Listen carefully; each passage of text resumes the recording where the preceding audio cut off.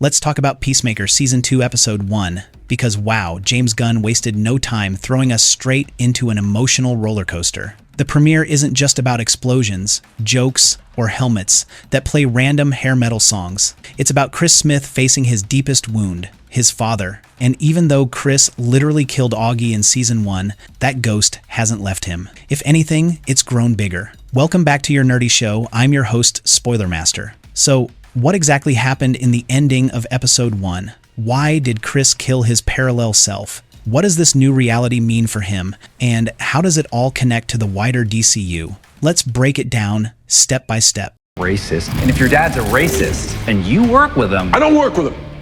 Chris and the ghost of his father. Christopher Smith has always been a tragic character. Sure, he hides behind crude jokes, one-liners, and that over-the-top swagger, but underneath all of that, he's a man desperate for approval. Season 1 hammered home the point that his life was defined by trying to please his father, Auggie Smith, the White Dragon. And no matter what Chris did, Auggie always saw him as a disappointment. Now here's the thing. Chris thought shooting his father in Season 1 was the end of that story. But grief doesn't work like that. Trauma doesn't vanish because you pull the trigger. If anything, the guilt gets heavier. And that's exactly why in Episode 1, when Chris stumbles upon this parallel reality where Auggie is alive, kind, and loving, it completely shatters him. This is the one thing he's wanted his whole life. A father who actually loves him. A family that doesn't see him as a mistake. That one difference, Auggie not blaming him for Keith's death, changes everything. Suddenly, Chris is standing in front of the version of life he should have had.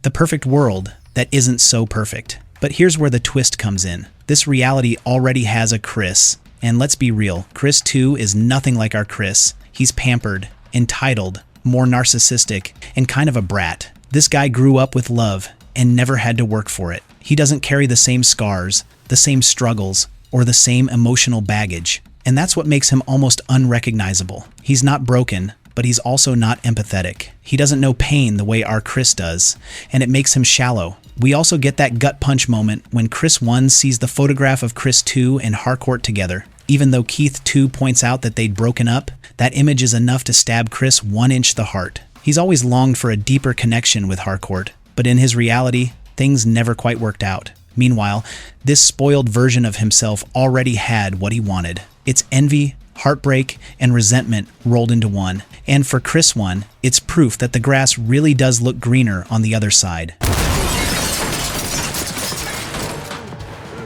Chris versus Chris, the fight for survival. Of course, it doesn't take long for the situation to spiral. Chris 2 comes back from Bloodhaven, sees Chris 1 standing there, and immediately thinks he's dealing with a shapeshifter. That reaction tells us something important. Even in this better reality, neither Chris nor his family knows the true potential of Auggie's quantum unfolding storage area. They don't realize it can open doors to parallel worlds. When Chris 2 points a gun at Chris 1, it forces our Chris into a terrible choice. He doesn't want to fight. He doesn't want to kill someone who is, technically, himself. But survival instincts kick in. When Chris 2 leaves him with no other option, Chris activates his counterpart's jetpack, sending him flying straight into a sharp rooftop structure. The impact kills Chris 2 instantly. The visual of Chris holding his dying double is heartbreaking. He didn't want this, but at the same time, there's a quiet acknowledgement in his eyes. Maybe this is his chance to finally live the life he's always dreamed of. Will Chris 1 take over Chris 2's life? This is where things get really interesting.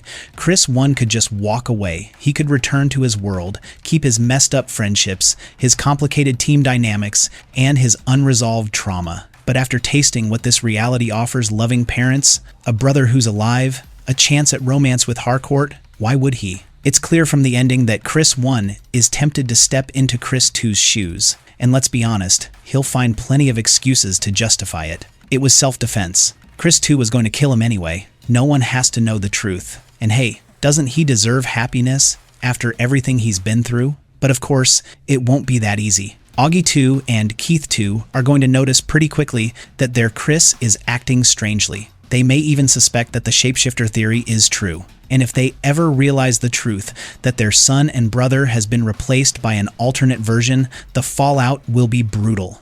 right there. Yeah, it's your fault. You gotta love it.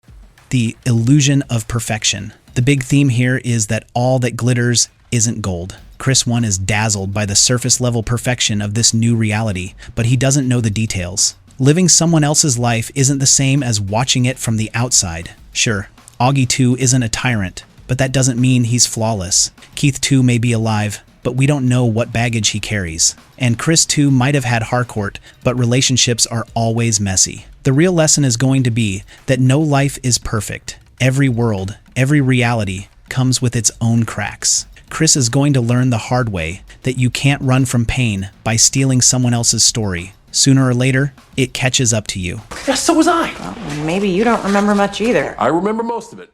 Chris and Harcourt, a second chance? One of the most intriguing threads is how this parallel reality might affect Chris's relationship with Harcourt. In their world, she's been blacklisted by Amanda Waller, left drifting with no purpose, and numbing her pain through bar fights. But what if Chris sees this new reality as a chance to fix that? What if he brings Harcourt 1 into this world, giving her a fresh start where Waller hasn't ruined her life? That would be very on brand for Chris Selfish, yet oddly caring at the same time.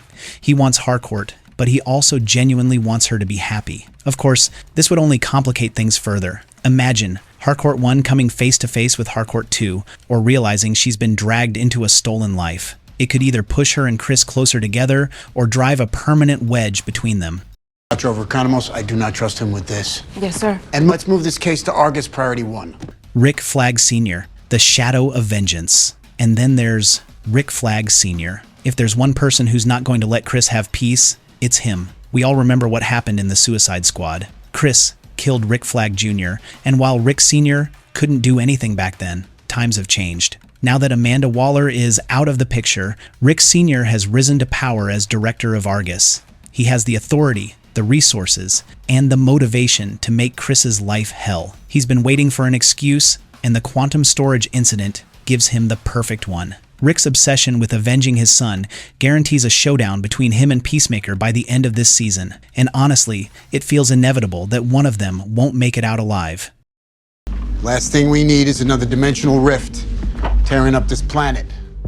The quantum storage and the DCU connection. The most fascinating detail is the quantum unfolding storage area itself. When Chris activated it, it sent out an anomalous signal eerily similar to Lex Luthor's pocket dimension tech from the 2025 Superman movie. That can't just be a coincidence. If Gunn is planting seeds here, it means Auggie's invention could be a major connective tissue in the new DCU. Pocket dimensions, parallel worlds, and alternate versions of characters. This is exactly the kind of multiverse setup that could tie Peacemaker's story into the larger Superman-led universe. And let's not forget, the events of Peacemaker Season 2 are happening after Superman, so don't be surprised if metahumans, Arkansas Gus agents, or even Lex himself start showing up in later episodes.